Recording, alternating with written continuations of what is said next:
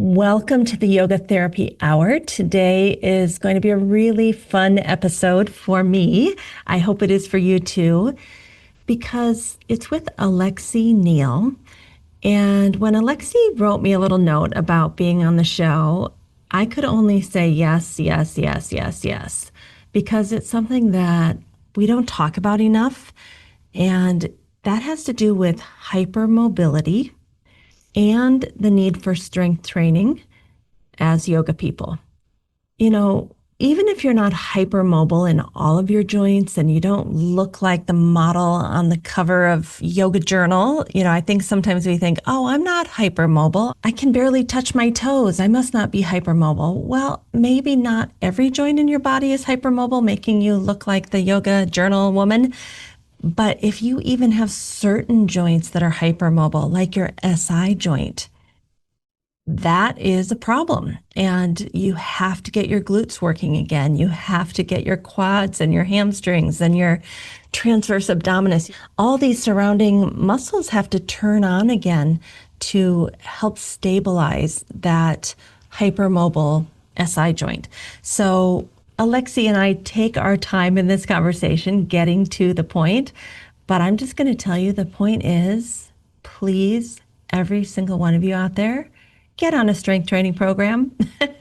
Not only is it good for hypermobility, but we're starting to see the connection between things like leg strength and Alzheimer's. This research just came out recently that they can actually tie your leg strength in later life to how likely you are to get Alzheimer's. So it's really important that we all maintain our muscle mass. We all do strength training 2 or 3 times a week. And there's a variety of ways you can do that. You can go to a class, you can get some dumbbells, you can do some kettlebells, you can do squats and lunges at your local park, you can do Pilates reformer. I even know people that do some of their asana practice with weights in their hands. I'm not a big fan of that, but some people love it. It works for some people. The idea is that you need to be mindfully lifting some weights, coordinating with breath, connecting with your body, but basically putting load on. And so many of us have spent our whole yoga time creating openness and flexibility to the point where our bodies are completely destabilized. And that may be because we came into yoga hypermobile, but for a lot of us, yoga actually injured us. All of this asana was never meant to be a circus-like performer, or it was never meant to look like a gymnast. Asana was supposed to prepare us for breath work, pranayama, meditation, deeper states of consciousness. We didn't have to do tree pose and pigeon pose and wheel pose and handstand and headstand. Those weren't actually part of the traditional yoga. We added those in about 500 to 1,000 years ago. So let's think about it. Let's think about how are we going to get some strength training into our week. And Alexi and I have a lot of ideas about that. By the end, you'll get some ideas on how you might be able to add some weight training into your day. All right, let's go meet Alexi Neal. Hello, everybody. Welcome to the Yoga Therapy Hour. This is Amy Wheeler. We're in the second half of 2025, and we've spent this entire year telling stories of health, healing, and beyond with yoga therapy, yoga, and Ayurveda.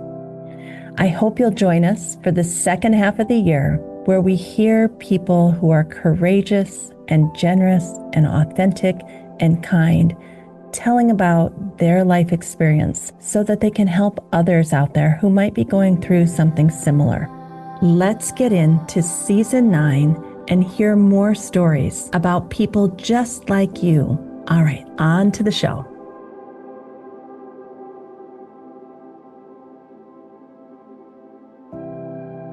Welcome to the Yoga Therapy Hour, Alexi. Hi, thank you so much for having me.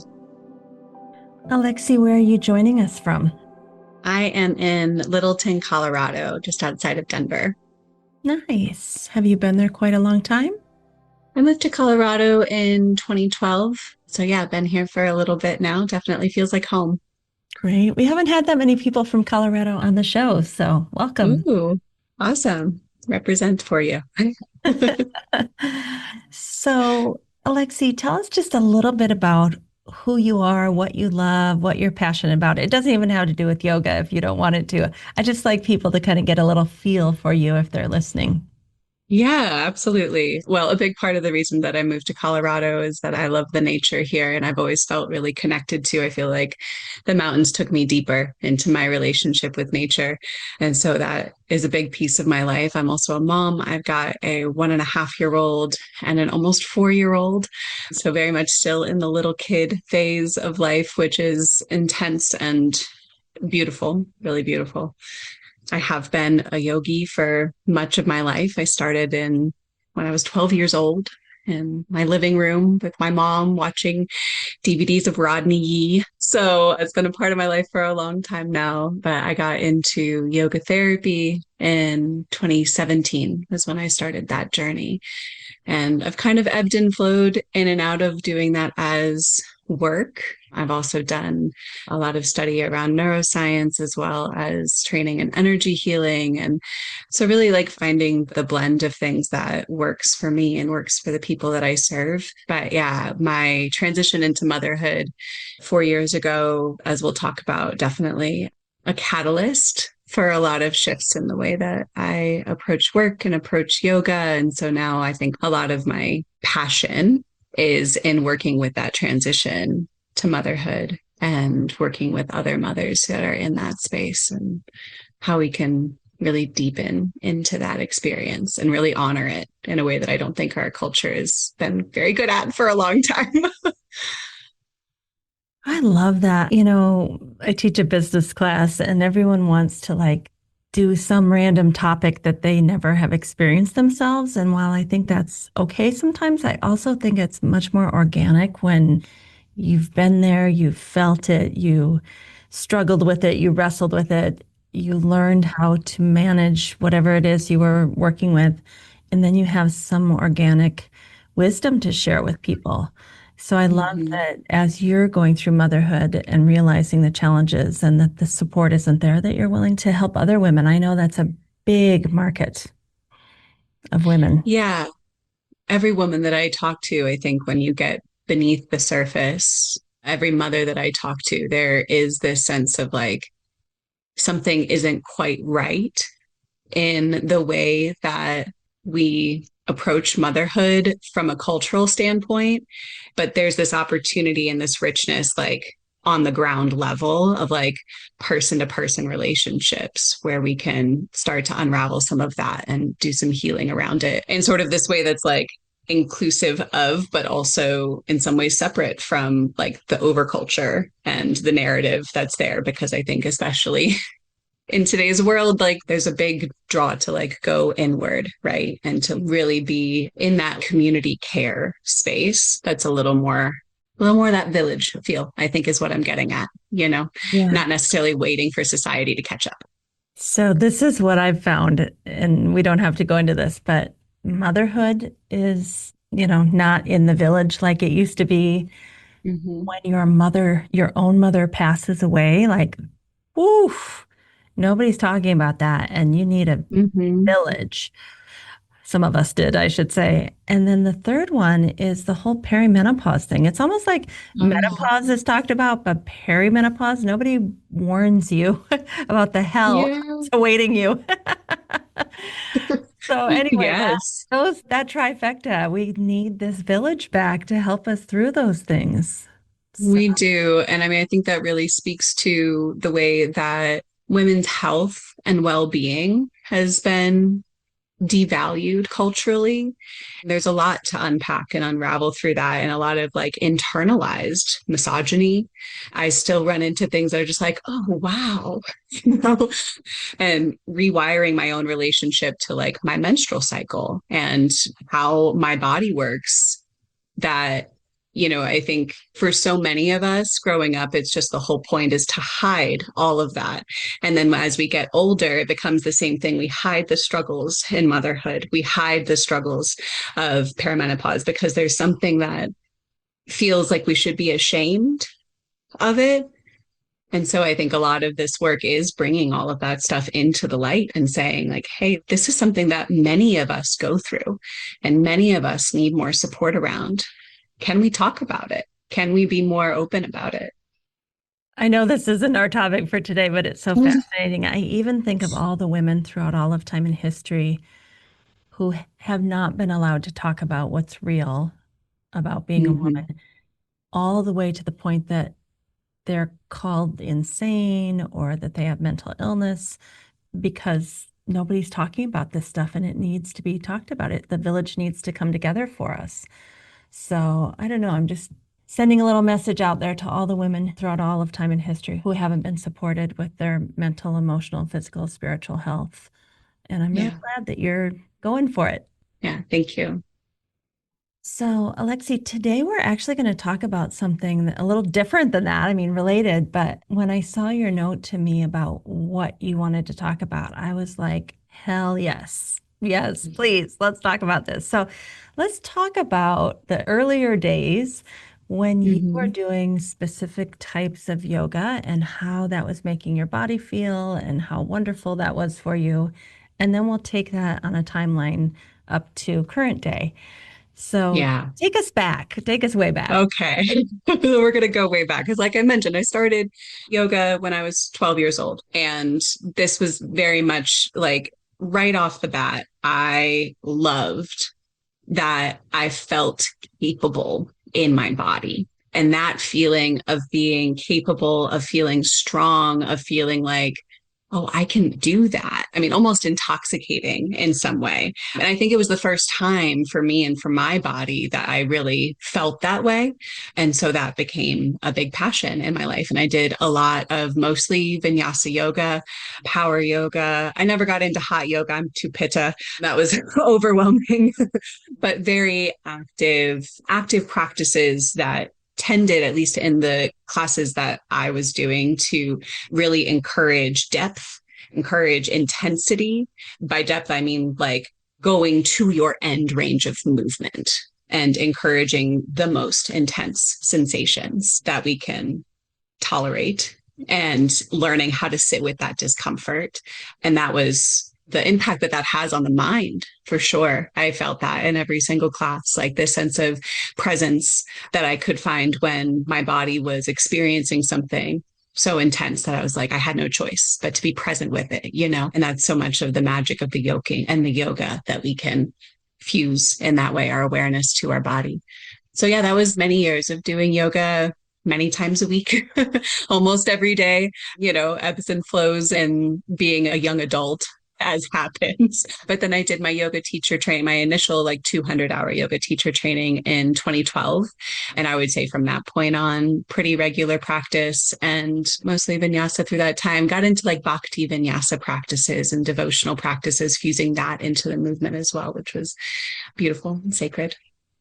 You know, that idea of a young woman being able to be self-empowered in her body. I mean, it kind of goes Yeah. back to our original theme. Like, I know we get that in sport also, if we've participated in Mm-hmm. sport or maybe in acting or singing. I mean, I'm sure there's a variety of ways for young women to feel empowered, but there's something different about doing it through yoga where you really understand you can regulate yourself.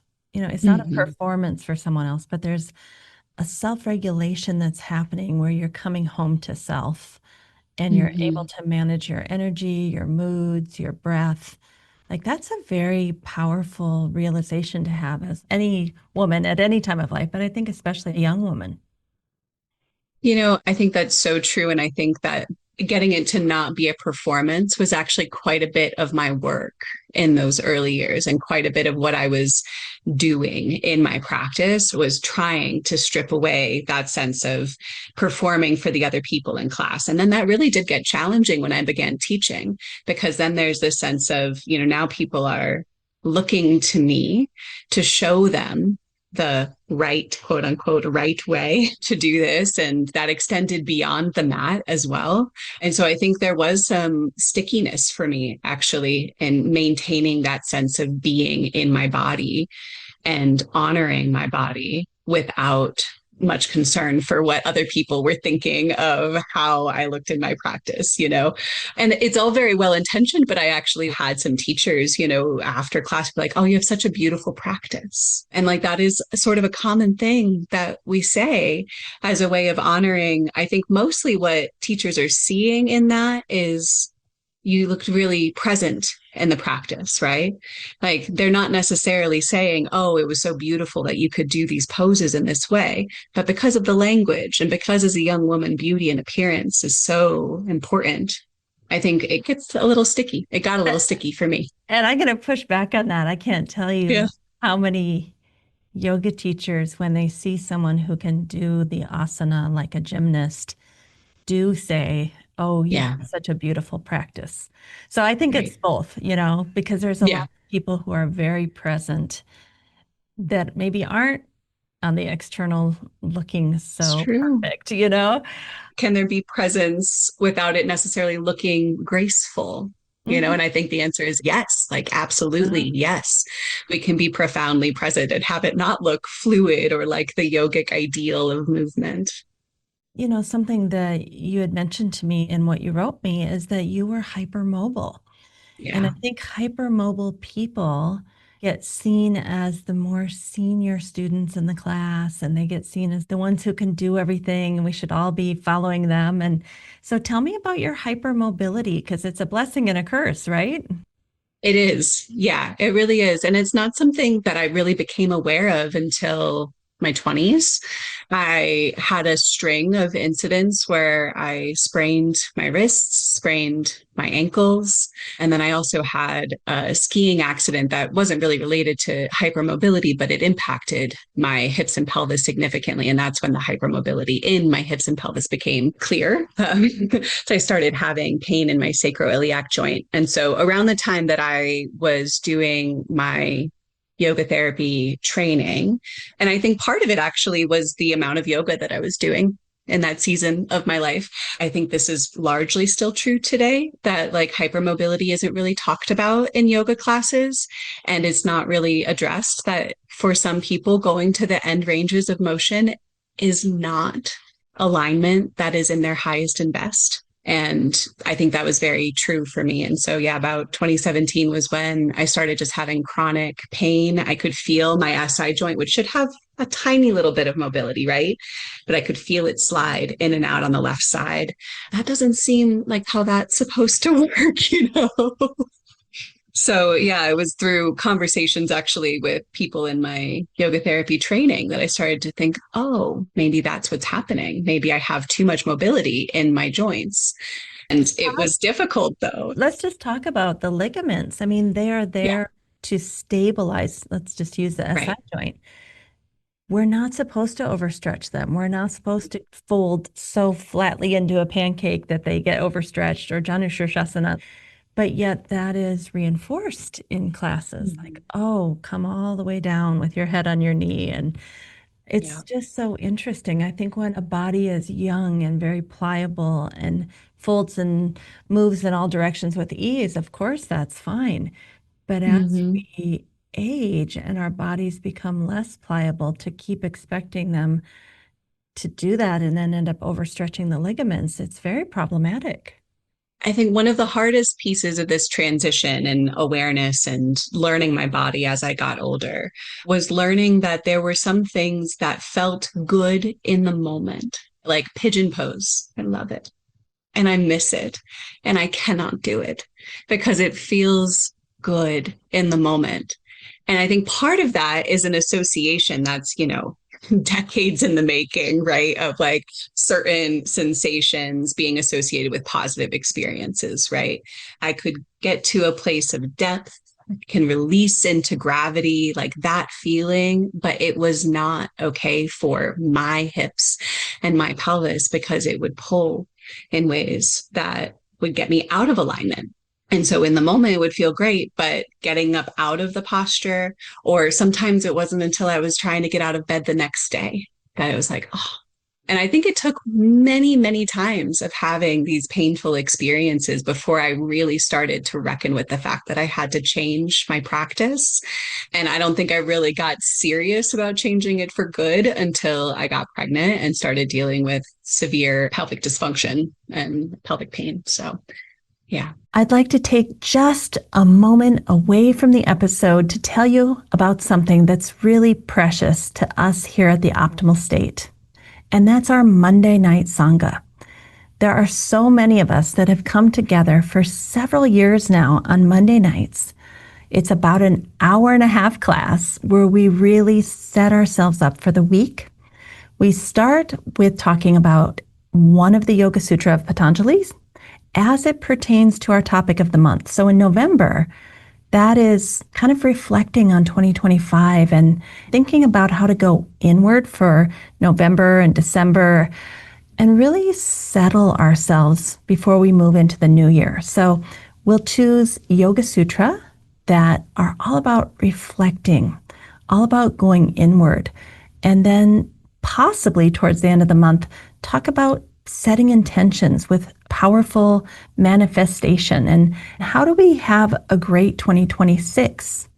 So that's our topic for November. We do a little discussion, we do some postures, some breath work, a little bit of yoga nidra meditation, and then we come back at the end for another discussion.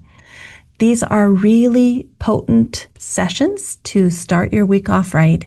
We invite all of you. You can be there live or watch the recording, but we would love to have you with us on Monday nights, especially as we move into 2026. All right, everybody, let's get back to the podcast, and thank you for listening. We'll go there in a moment, but I want to stay with this idea of something has worked for us in the past and it felt so good. And then suddenly, as our bodies changed, it doesn't work anymore. And we have a hard time letting that go. Like, this always used to work for me. How come it's not doing it anymore? How come I'm having Right. pain now? And as I got older and my musculature used to be very able to concentrically and eccentrically contract, now the muscle was less flexible, I guess, and my ligaments were taking the brunt of it. So just to compensate, and it may not compensate in a way that is a good thing. Right. Yeah, I think it gets very challenging when something has brought us so much joy, so much pleasure, so much sense of connection to ourselves, connection to community. It's a very different feeling now, I think, being in a yoga class because I'm not the one anymore who's doing all of the things. I'm 35 years old, like in a lot of ways. I think what's interesting is in many ways I'm much stronger than I was in my 20s because I've been forced to become much stronger. But there is some ego work in that, right? Of like being able to be the person in the class and just having your own experience and not needing to go to the edges, even when the teacher is encouraging you there. Because that's definitely something I experience a lot where they see this sense of holding back, and there isn't enough education around hypermobility to understand why somebody might be holding themselves back. Yeah. Oh, I love that you know your body better than a teacher who's looking at you for the first or second or 10th time. You're taking care of yourself, and they're saying, oh, but I have the desire to see you in this form, right? Right. And I was also thinking of there are some things that we get a benefit from, and they are also problematic. I was even thinking about the benefits of like working with your fascia, maybe releasing some emotions. Let's just say in pigeon pose or a yin pose or something. Yes. There can be benefits and also at the same time stretch ligaments. Both can be true at the That's same time, right. right? Yes.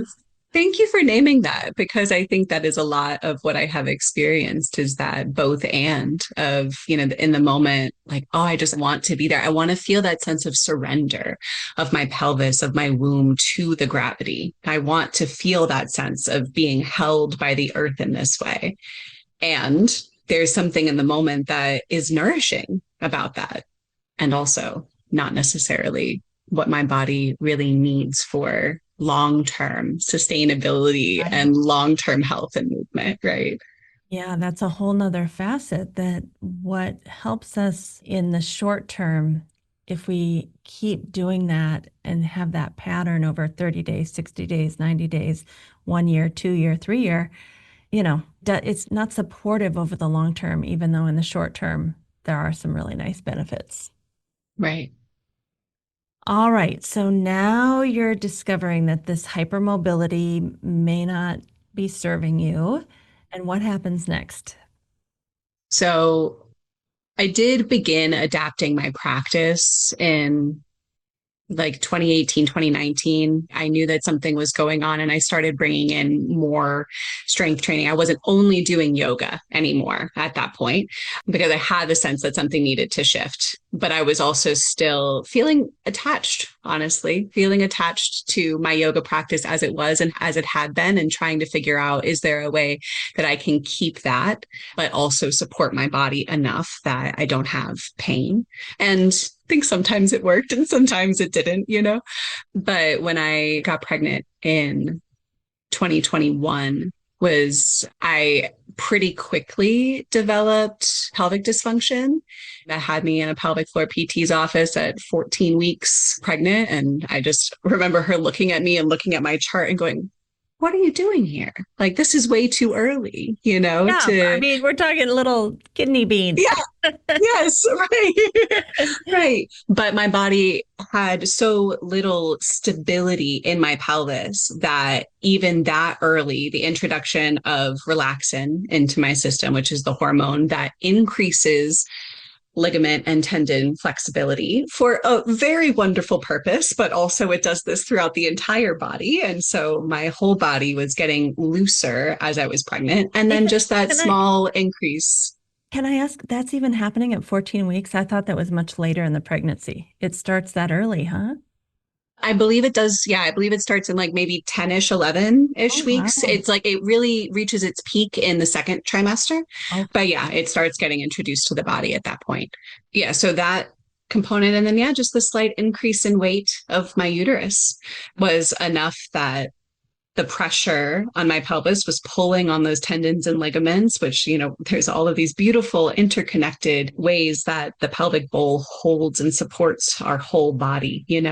But one of the things that was pulling was that place on the left side of my SI joint. And so I was having like chronic hip pain and then connection point to the top of my pubic bone. And so between the two, I could barely walk. I was in so much pain, I could barely walk.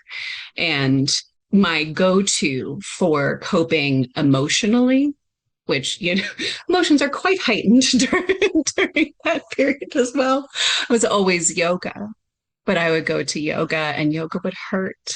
And I hadn't been exposed yet to the right teachers to learn how to modify in the right ways, that I needed for my body. And so I was just sort of floundering around on my own. And one of the beautiful pieces of my yoga therapy training was this sense of like, you are your own highest authority. You are your own best teacher. You know your body better than anybody else. But I think at that time that twisted around a little bit in this painful way of like, I should be able to figure this out and I can't. I'm in immense pain. And so seeking help, I mean, this is such a theme in motherhood in general, I think. But starting the process of seeking help from a pelvic floor PT was difficult, but also so necessary. I was in so much pain, I wasn't able to live life normally. So many things are coming to my mind. One of them being, from the outside, it might look like, oh, there's just the weight of a kidney bean inside of you. But when we think from the subtle body and what was actually happening inside your womb, that a miracle of life had begun, Mm-hmm. the subtle energies, like some explosion. I mean, there was a lot going on there that we can't see with the physical eye. That's one thing that I just thought about, like, wow, that's amazing. Just on that subtle body piece, I think it's important to name that became pregnant at the beginning of 2021. So this is like, we've been in pandemic time for several months. It felt very emotionally intense and distressing that it still felt like we were in that space. And it was a surprise. This was not planned. And when you mentioned the subtle body piece, to me, what immediately came to mind was that even though it was so small, my baby was so small at that point, it felt like such a weight because I was coping with a world that was unlike the one that I grew up in or had imagined raising children in, and had conceptualized that we'd have a couple more years to figure out what to do with this new world that we were in before we started having kids. And so I think all of that was very present in my womb at the time. And as we know, that kind of mental, emotional, spiritual instability is very connected to the stability of our sacrum and our pelvic floor. Yes, absolutely. I mean, with the root being there at the tailbone, and I did also experience tailbone pain at times and that sense of uncertainty of what is this world that doesn't look like the one that I grew up in? And what is this body now that doesn't feel like the one that I grew up in? Increasingly, every day feels less and less like my own. Like that really does impact the root chakra in a profound way. Especially for someone that had been so self-empowered in her body. Almost sounds like something was kind of taken away from you, the rug pulled out from underneath you, like all this Mm. trust and connection you had with your body. And now it's like, wait a minute, what's going on? And how come I can't figure this out by myself? Yeah. And then the stakes feel so high because now I'm growing a human, right? And there's so much messaging given to pregnant women about how important our well-being is to the well-being of our baby. And obviously, there's a lot of truth to that. I think there is also this pressure on mothers to be solely responsible for their well-being during pregnancy, to have total agency over their diet, over their exercise, over, building the community and buying all of the right things and doing things in such a way because it matters so deeply to the development of the baby. And the reality is that we cannot do all of that No. on our own. We cannot be solely responsible for our own well-being, which saying that out loud, it's like I hear that sentence. And if you just take that sound bite, it can sound disempowering. But what we're talking about is the fact that we are meant to be interconnected, interrelational beings. Back to the village. I mean, even Right. the early days when I was studying in India, I was so shocked because a woman would get pregnant and I would see that she moved out of her home. She left her husband at the house, moved in with her parents, who Mm. basically took care of her for a lot of the pregnancy. They served her food and made sure she never got upset and that she was not watching any scary movies. And I just kept asking, why is he over there at home? And they're like, we don't want him to disturb her. I was like, wow, that is so interesting. He's allowed to come visit if he can behave.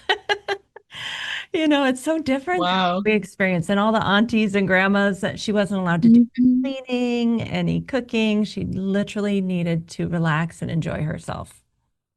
A little different. Mm. Very, very different.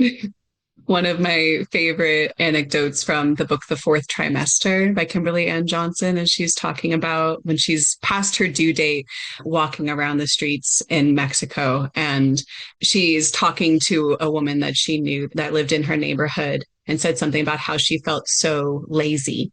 She wasn't doing much at that point. And the woman's response was, "Oh, how delicious." Like that is so counter to the way that we think of productivity in Yeah. our society. So many women work all the way up to or past their due dates, work to the moment that they go into labor. And the goal postpartum is to get back to your productivity level as quickly as possible. That's seen as being successful in becoming a mother, that you've returned to an outward appearance of participating in society as quickly as possible. And it's really different than many traditional cultures that really see the immense transformation that happens in motherhood and work to honor and support it rather than, okay, produce a human and then get back. Yeah. So you are with the physical therapist. You found out you have Mm-hmm. major pelvic floor issues. I don't know if it's too personal, but some people may not understand what Mhm. collapsed pelvic area, like what were you experiencing? Was it mainly pain or were there Mhm. incontinence? Like if someone were listening that they would know like, oh, that's what that was. Yeah. So at that point in my pregnancy, it was pain and mobility issues. I mean, yeah, pelvic floor issues can span a really wide range, including, yeah, incontinence, prolapse. We see those, I think, more on the later in pregnancy or postpartum side of things when the bladder gets really compromised. But yeah, that definitely can be a part of it. And pelvic floor PT, I mean, I just always have to put a plug for that because there are many really powerful healing modalities in the world. And that I think is far more necessary for so many people than we're told. What is the discovery that you have when you work with this pelvic floor therapist, or is it something you found out on your own that started working for you? So I think the first thing that happened was validation of, yes, you are hypermobile. That's the only explanation that there could be for you being in so much pain at this stage of your pregnancy. And given that hypermobility, we need to be stabilizing, fortifying, and strengthening and containing, giving the ligaments and tendons support to contain rather than opening and stretching into them. And this is an interesting thing with pregnancy too, because the go-to recommendation for movement is prenatal yoga. Right? I am now a prenatal yoga teacher, and I am also one who's just like constantly talking about how we can use yoga to support not just open or to open mindfully and intentionally the places that we do want to encourage opening while giving support to the foundation. And by foundation, I'm talking about the pelvic girdle, the hips, the glute muscles, the groin muscles. Like these were places that I really needed to be strengthening and getting to turn on. And so, one piece with that, my own particular body with that skiing accident, it was sort of a wild freak accident, honestly. I ran into a kid. I was a new skier and he cut in front of me and I run into him and I knock him out of his skis and I land on the tip of his ski. So his ski goes about an inch into my glute muscle on the left side, right above my SI joint. So that glute just was not firing. It was not turning on when my body needed it to support my sacroiliac joint and my pelvis. I mean, Um, long term, like that ski yeah. incident caused an injury, probably some scar tissue, and then it never Mhm. really turned on right again after that for years. Yes, for years. And so, to your earlier point about compensation, like my body learned ways to compensate for essentially an inactive glute muscle that were problematic then when the contents of my pelvis started changing because it had learned how to cope given a particular way of being. And then when that started changing, it's like, well, I don't know how to cope with this. I don't know how to support this now. So, yeah, very dramatic changes from that one injury. So, my journey very much became like, how do I strengthen? How do I create more stability?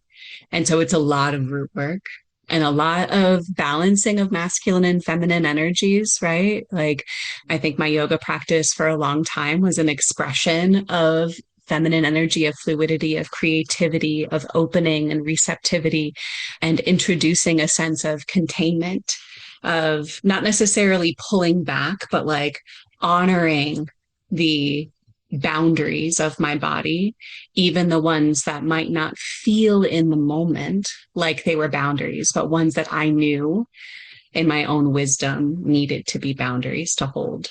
The biggest shift at that point was I started picking up heavy weights. You know, I think before that I was very much the like, okay, like I'll do some sculpt stuff, I'll do some bar, you know, get some like 3 pound weights, 5 pound weights. And through the pelvic floor PT work was how I was like, they need to be heavier. We need to really up the ante a little bit.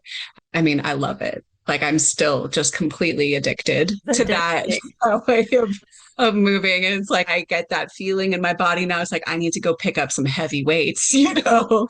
I think part of what felt so good about it too was a different sort of pleasurable experience in my body that did feel really new when I could feel that sense of strength and solidity, especially when I had so much pain from flexibility. That was just like, oh, wow, I needed that. And I didn't even realize how much I needed it. I actually think this is the newest discovery for yoga people is heavy strength training. Yes. I am seeing it all over the place. There's a lovely woman. She calls her business Sun and Moon Yoga, and it's all about addiction and recovery. And I saw her just lifting the heck out of weights the other day on a little Instagram video. And I was like, yes, this is the next frontier. Not because it's part of our yoga practice per se, but Mhm.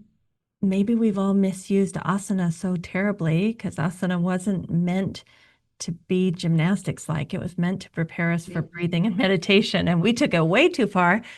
Now we all need to come back and build that structural strength and stability that we have compromised in our own bodies. Or maybe, some of us through genetics, through childhood sports, through neurodiversity and divergence, there are just a lot of people who kind of have a loose structure. Mhm. So I just think so many of us are loving the weight training. And also, I don't know about you, but I get so many happy chemicals and hormones when I weight train. Oof. So what do you think? I think the proprioceptive and interoceptive like input from strength training is really powerful and really matches a lot of the science that we've used to talk about the benefits of yoga, very much in alignment. There's definitely crossover in how we use the breath to support moving in ways that maybe our mind doesn't think we're capable of. Like, I think there's a lot of similarities in some of the mental work of strength training, and it is really regulating for our nervous systems. There's so much that our body receives, that our vagus nerve receives from that heavy input and from feeling that sense of structure and containment too. It really creates a felt sense of safety in the body. I actually tell people who have vata imbalance, where they're kind of Mm-hmm. all over the place, maybe feeling scattered in their mind or disembodied, the quickest, best way to get back in your body and get focused is heavy weights. And they look at me like, Yes. what? I'm supposed to be doing yoga. I'm like, it is yoga. It is yoga. It's a tool of yoga. Go lift weights. I love to give that to people. And then, of course, we know the benefits on your bones. There's so many great benefits, long term in terms of your mind and Mm-hmm. body, too. What does your strength training routine look like these days, Alexi? Yeah, it's all in my basement.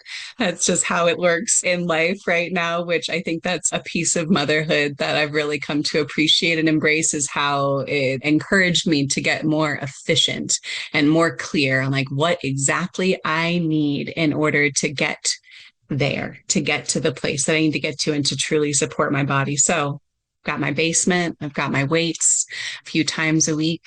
Get down there, and I use a variety of different classes. I kind of bounce around between different things to try to keep it fresh for the sake of my brain. But it always comes back to squats, really. That's the biggest thing I have to get in every day is squats for my body. And I think there's so many different like access points now. Like we have so many different apps that can like help us get a little bit closer. And then there's people that can help guide us if we want a little bit more of that like alignment coaching too.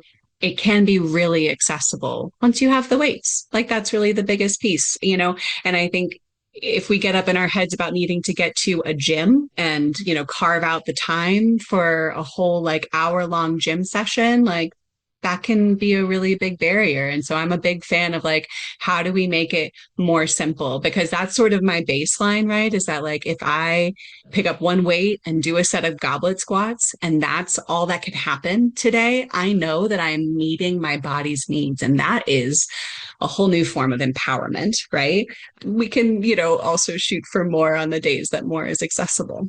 I am so with you on this. I was going to all these classes at the Y, which is fantastic, but it took me 20 minutes to drive over, get set up, park, go in the building, an hour-long class, and then 20 minutes to get home. And I just do not have almost 2 hours a day right now. I just don't. So Yeah. I'm like you, I'm in my basement and I've got Mm-hmm. I did get a Pilates reformer because to me that Oh, nice. is so good for my sacrum and strength training.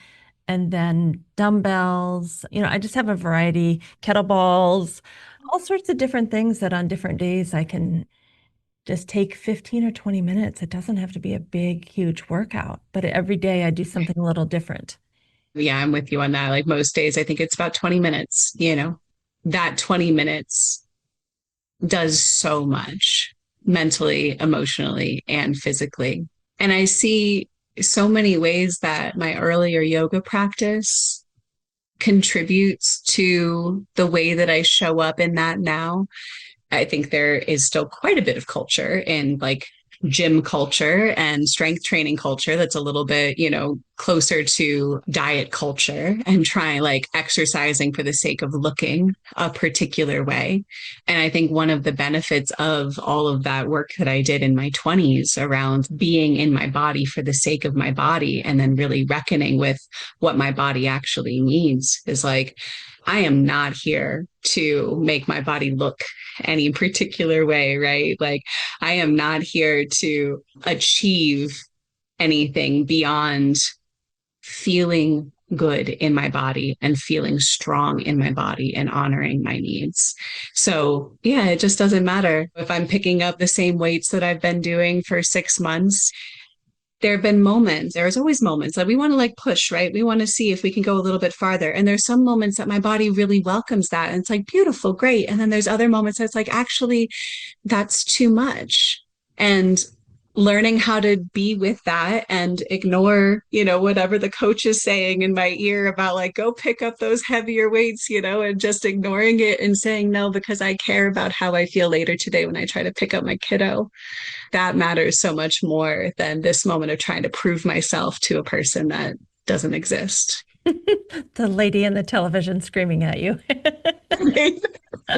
I mean, she does exist. I think bringing the mindfulness and the breath to it, because I was trying to do all these hard Pilates workouts and my mid back started killing me. And it didn't occur to me that I was causing my mid back injury in Pilates. I never put that together. But then as soon as I stopped doing that particular sequence, my back felt better. So then I figured it out. Mm, So I think that's another big thing as we age too. Like we can lift heavy weights, but we have to do it with mindful attention. There's a range that each of us can work in. yeah. Working with acceptance, acknowledging the fact that we have choice, even if we're in a class, even if we're in a program, like we always have choice and really honoring our own wisdom to make those choices. And I think that makes any form of exercise we do yoga. Exactly. Exactly. Well, Alexi, we're coming to a close. If somebody wanted to work with you or Mhm. schedule an appointment with you to talk about anything that we've discussed today, how could they reach out to you? So my website is Soulful Somatics, and that's soulful with two L's, SOULFULL, somatics.com. And then I'm also on Instagram at soulful with two L's again, dot Alexi. And yeah, I'd love to connect. I'm working a lot with mothers right now, pregnancy through postpartum. Pelvic floor yoga therapy has become a big piece of my work. I'm also a postpartum doula and really enjoying supporting women through this transition. Wonderful. Wow, so much goodness. Well, thank you, Alexi, for being with us today. It's been a pleasure to get to know you a little bit.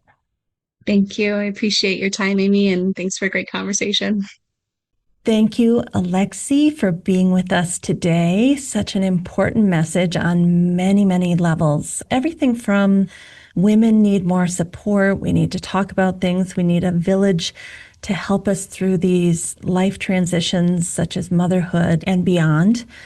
And I love your website. I went and looked up at your website after the show called Soulful with two L's, Somatics, Holistic Postpartum Doula, and Trauma Informed Somatic Healer.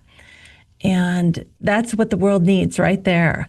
So you have services and classes. You can schedule a free consultation, co-regulated postpartum circles, virtually and in person, prenatal yoga classes and ceremonies. Wonderful. Soulful pregnancy program.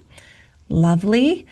And being a postpartum doula, I would assume they need to live near you in Colorado to take advantage of that. But just so many beautiful services. And I love that you are neuroscience informed, trauma informed. It's just really nice to see all of the wonderful offerings that you have. So go check out her website. And, when Alexi was talking about lifting weights in her basement because it's efficient, you can get it done, you don't need a big gym membership, I started kind of laughing because in my basement, I also have a gym, if you will. And much of my gym I have collected over about 20 years. Some of it I've gotten at garage sales. Some of it I have found at the thrift store. Other things I've inherited from people. They just were moving and they said, does anybody want this? I have spent some very good money on a Pilates reformer. If you know what Pilates reformers cost, that was like a big deal. Didn't get a vacation that year. But I kind of wanted to show you all the different things in my basement. So some of you are listening to this audio. You're not going to get to see each thing.